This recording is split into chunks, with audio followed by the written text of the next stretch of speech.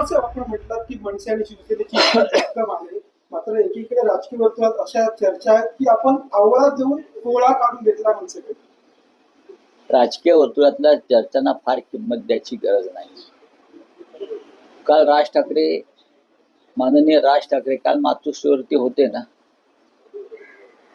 का कोहळा मिळाला म्हणून ते आले होते का? आणि तुम्हीच त्यांची मातोश्री बाहेर हसत हसत बाहेर पडतानाची छायाचित्र दाखवलीच ना.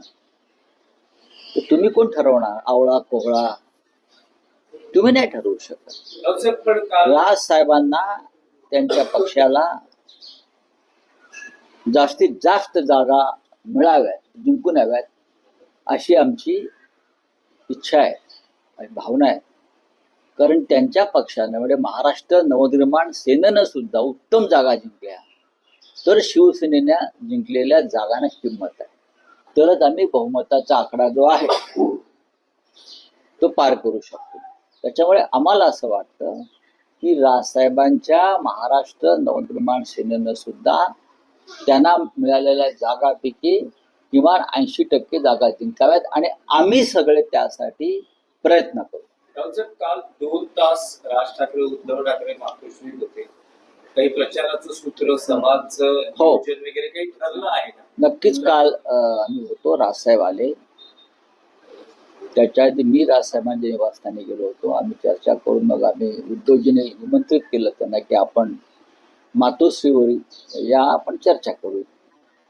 आणि चर्चेचं जे सूत्र आहे ते संयुक्त सभा, प्रचाराची दिशा,